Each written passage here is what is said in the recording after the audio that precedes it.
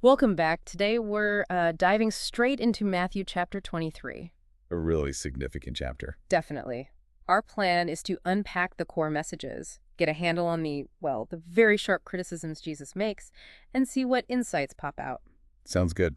It starts off pretty directly. It does. Jesus is talking to the crowds and his disciples about the teachers of the law, the Pharisees, Right. And he acknowledges their position first, says they sit in Moses' seat. which means they have teaching authority, right, derived from Moses. Exactly. It's a recognized role. Hmm. So he tells people basically, you must be careful to do everything they tell you. He affirms that part. Okay, listen to what they teach, but then boom, the immediate contrast. Yeah, the pivot.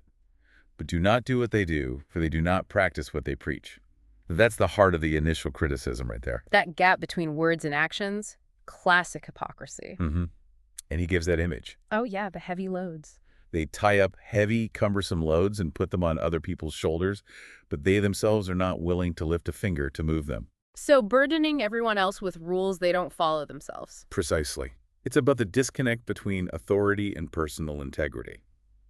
The emphasis for Jesus is on living the message, not just telling others what to do. Okay, so beyond just not practicing what they preach, the text digs into why they act the way they do.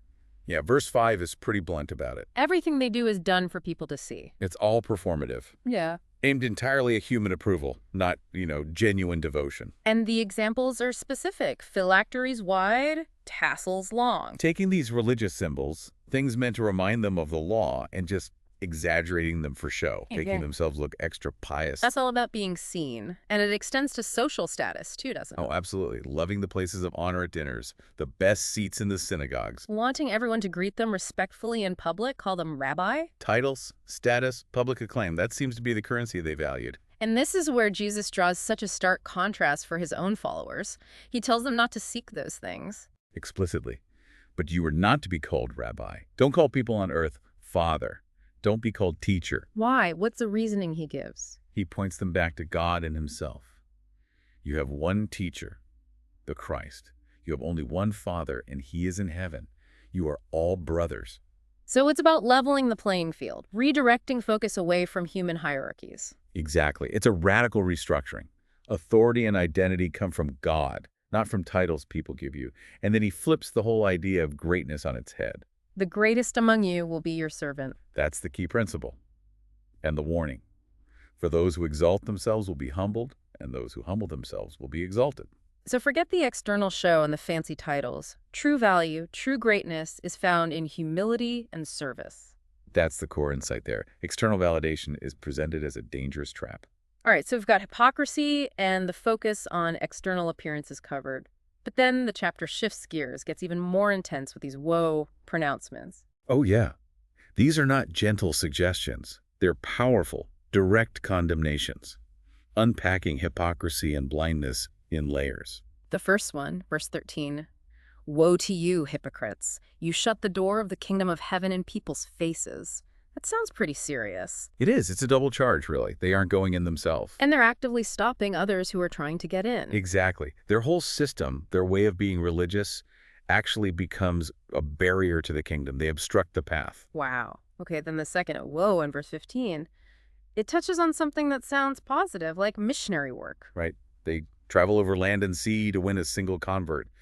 That takes real effort, you'd think. But the outcome, Jesus says, when they succeed, You make them twice as much a child of hell as you are. that's incredibly harsh. What does that even mean? It suggests the version of faith they're spreading is so distorted, so focused on the wrong things, that it actually damages the convert, leading them further away from God's intent.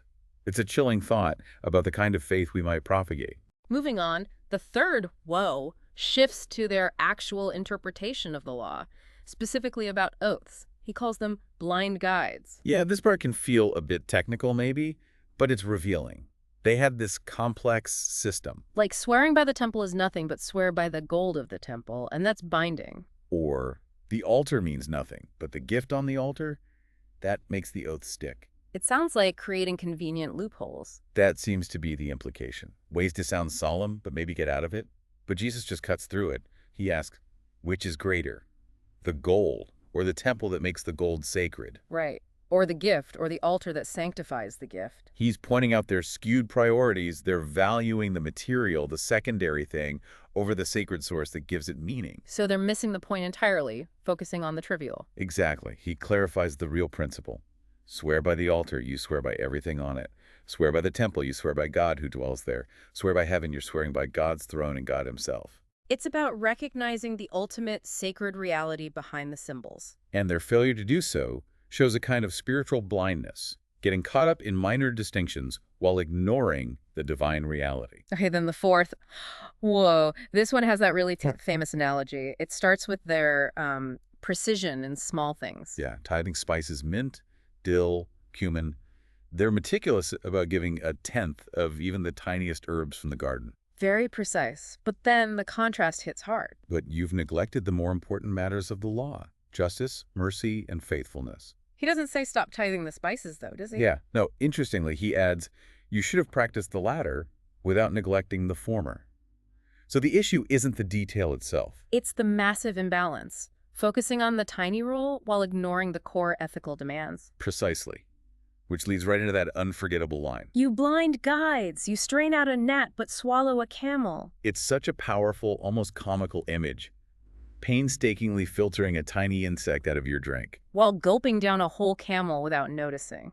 It perfectly captures that absurdity of focusing on trivialities while ignoring massive ethical failures. Justice, mercy, faithfulness. These are the camels they were swallowing. It's a warning that resonates, right? Where do we get caught up in the gnats and miss the camels? The next two woes, 5 and 6, really hammer home that theme of external versus internal reality, using more analogies. First, the cup and dish. You clean the outside, but inside they are full of greed and self-indulgence. Looks good outwardly, but rotten within. And the solution offered is simple but profound. First, clean the inside, then the outside also will be clean.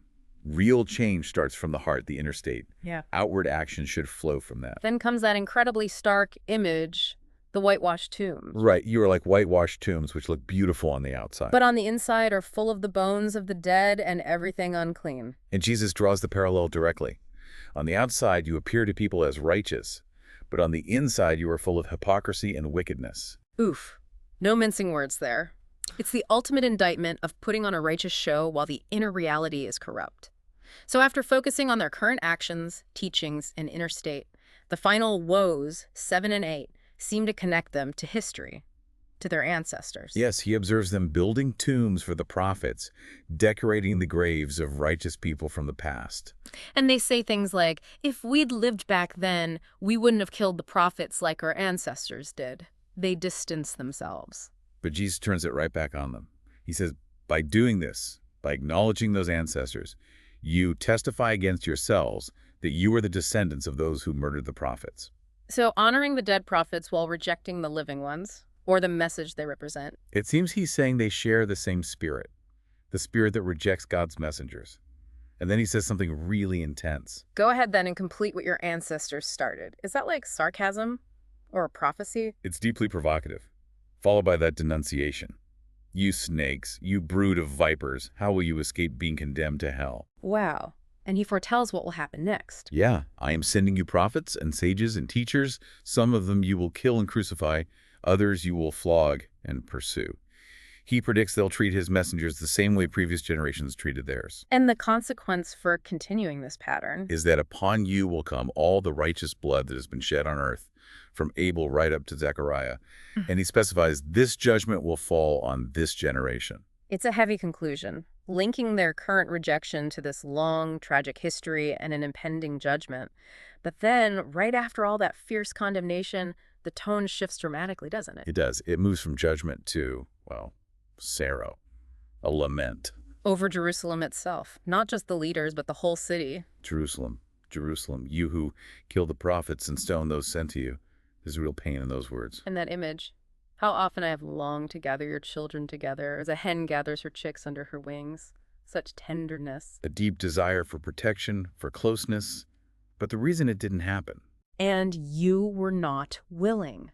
Such a simple, heartbreaking statement of rejection. And the stated consequence follows directly. Look, your house is left to you desolate. a sense of abandonment resulting from their unwillingness. And the chapter ends with this condition for seeing him again. For I tell you, you will not see me again until you say, Blessed is he who comes in the name of the Lord. Linking any future encounter to their eventual acceptance and recognition of him, it leaves things on a note of consequence, but maybe a hint of future hope. Perhaps.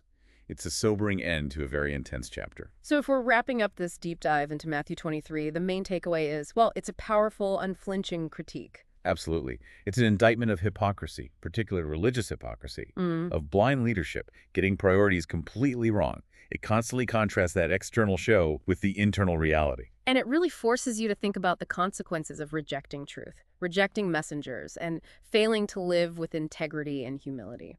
Definitely. It leaves us with some searching questions, doesn't it? Like, how do we make sure our own outward lives, our religious practices or ethical stances actually line up with what's going on inside? That they aren't just a performance? Yeah, avoiding that trap of looking good while neglecting the heart. And maybe the sharpest challenge is that one about priorities.